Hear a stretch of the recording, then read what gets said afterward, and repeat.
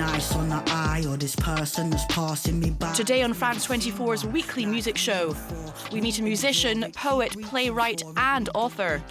Kae Tempest started busking at just 16 years old at open mic nights and raves. Music and self-expression became a lifeline for the Brit, who recently transitioned. 4 critically acclaimed albums and 2 Mercury Prize nominations under his belt, Kae is back with Self-Titled, a deeply personal project about resistance, doubt and hope. But just because a person's not decent to me, don't mean they're not decent to someone. The norm is not normal. It's a construction designed to stifle the inner life and increase production. Kae Tempest, hello. Hello. Now you're back with your 5th studio album called Self-Titled, and I believe that you teamed up with super producer, you could say, Fraser T. Smith, who's worked with the likes of Adele, Stormzy, but I understand that you weren't even meant to make an album together. What happened?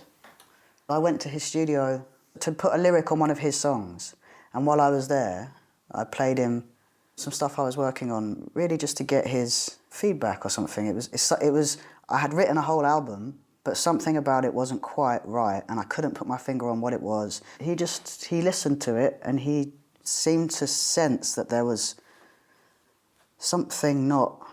He suggested, well, why don't we just start to see what could happen if we just made some music from right now. We made 3 songs a day, and so by the last day, we had, like, loads of songs to listen to, and at that point, we could hear there was something that wanted to be heard. There was something coming out. And so that was the beginning of being like, hang on, we've got an album on our hands. There's something that wants to be born. They can shake their heads in despair, but we've been there from the start and we ain't going nowhere. Spent my life trying to do things your way, normal didn't feel right. Trapped in a shrinking hallway, till it got too tight. The name Self-Titled kind of sums it up. It feels like deeply personal, and I believe it's a sort of love letter to your younger self. I think that all creativity, you could understand it as some kind of communion with the spirits of selfhood that have existed in your life. There's a moment on the record where I am in communication with my younger self, writing into a poem that I had written 10 years ago about a moment 10 years before, but then having this like 3-tiered conversation between my many different selves. Because what's interesting is, like, if I think about a different time in my life, I've actually got a direct route back there because I've been writing lyrics so long.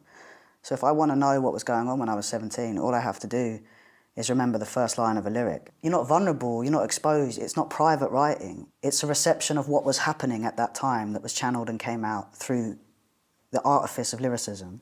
The Hall of Mirrors kind of thing, And I understand that you hope this album will help others. I'm interested, growing up, were there any musicians, any cultural figures that you were looking to for inspiration, for example, the same way that you could be giving inspiration to someone else?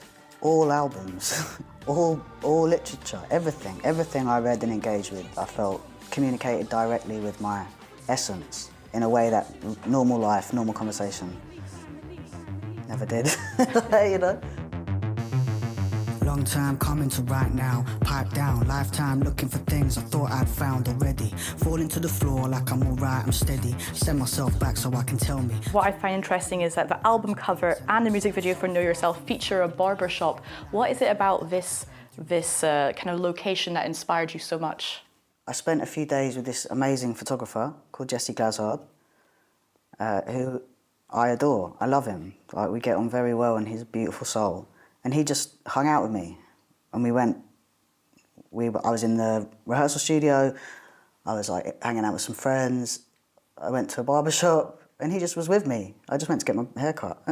But that particular photograph, it seemed to say so much, but it wasn't intentional. We didn't go to the barbershop to shoot that. He was just with me all day.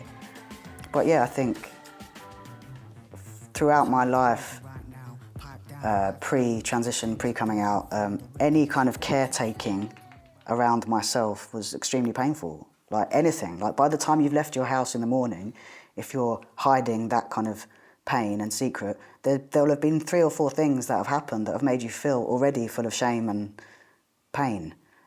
Like brushing your hair, like whatever it is, So going to a barbershop, sitting down, feeling the joy of care for me, it's been really beautiful and affirming, especially because you suddenly are granted access to having just these small joys that everybody has, but that you never knew what it felt like. When I was young, I sought help from my older self. I came into my head, I told me know yourself. When I was young, I sought help from my older self. I came into my head, I told me know yourself. You also managed to kind of very effortlessly talk about things that are still deemed taboo for some reason in this day and age, such as neurodiversity on your song Diagnoses. Me and you and our diagnoses, a perfect match in a bag of explosives. Catch of the day in a toxic ocean. Nothing wrong with us, just the world is broken. Why did you want to talk about this, about neurodiversity on this song? These songs are the means by which I process my experience, you know? And if you're a person who is neurodivergent, this is just your life. And it's no more or less valid than anyone else's experience. I think it's like 1 in 7 people or something that I heard in the UK who are neurodivergent, whether that's ADHD, autism, dyslexia. What is difficult is that the world isn't really set up for that. Yeah, and not really talked about through music, if ever.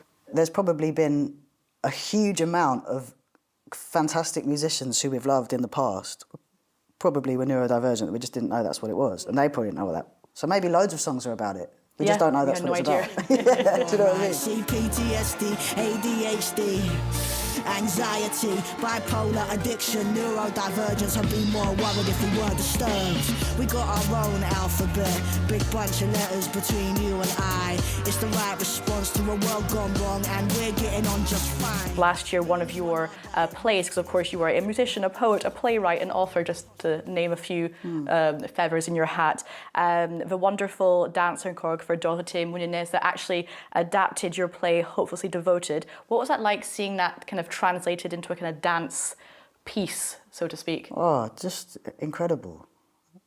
I feel so grateful that the work that's come out of a very particular place in my life can have a new life, beyond the experience that created it, beyond the time that it came out of. Now it has this whole different life in French and now in dance, you know. It's beautiful. Qu'est-ce que tu fais? J'essaie d'écrire des paroles. Qu'est-ce que ça donne? J'y arrive pas. Somebody in that crowd may see it, and in some little kernel of their imagination, something begins to germinate. And 20 years from now, you know, it's like, this is the life of it. And I find that extremely beautiful. And you're no stranger, of course, to performing here in Paris. One of my favourite stories about you that I've heard over the years was a certain chance encounter with Method Man. I'm extremely jealous, but how did this happen? I'd heard of Elise Mark because of the song, the Root song. Says she working on a flick and cut my click through the score. She says she loved my show in Paris at Elise Montmartre. So I was like, I've got to go there. I've just got to see what they're singing about, you know, what is this place? And then I saw that Method Man was on, and I managed to get a ticket. I went on my own. After the show, I was so like fired up and like impressed and inspired and excited. You know, I was 19 and just buzzing, and I wanted to meet my hero. I don't know what I wanted to do. Maybe wanted to rap to him and then have him say... You hadn't thought through the process yet before getting to the door. I don't know what it's about. It's like as if I thought that he was going to suddenly just take me and put me in Wu-Tang or something. I don't. But there's this process, and I used to go to a lot of gigs. I would go to gigs all the time because I loved live music, and I knew the way to get back. That there would be like a sequence of bouncers. I'd go up to the bouncer. I'd be like, mate, and I'd start rapping at the bouncer, do my rhymes. And eventually you get past and you get to the next one, you do it again, you get through, there's one more bouncer on the door who opens the door, and then Meth was just like in his dressing room, he's just done a show, like he doesn't know... Unwinding. Like he doesn't know this kid is just like on this like epic quest to meet him. And he was like there, he was in, I will never forget it, he was in like a white robe with his like platinum M medallion and white socks. And there was like loads of women in the dressing room, he was obviously enjoying his post-show, and I kind of joined this queue of people trying to speak to him. And I finally got his ear, and I started rapping at him, and I was like, this is it, it's my moment. And he was just like, yo, yo, yo, yo. He was just like, who let this person in here? Like, what are you doing? Like, shut up. Like, what? I was just like, He was just like, get them out of here. And then I was just stood on the street outside, like back to reality, just breathing in the night. Like, wow, I just saw him, like, close up, and he just shattered my dream. But I didn't love him any less. He saw me enough that I annoyed him. You registered in his brain. Yeah. He'll remember you. Well, I'm sure he doesn't. But, like, anytime somebody wants to share their lyric with me, I remember that feeling. I remember what it's about. So I always make sure that if somebody wants to tell me a rhyme, that I give them my attention. Well, bad news, you were not accepted into Wu-Tang Clan, but excellent news because we got Kae Tempest. Kae Tempest, thank you so much for speaking to us on France 24. Yeah, thanks for having me.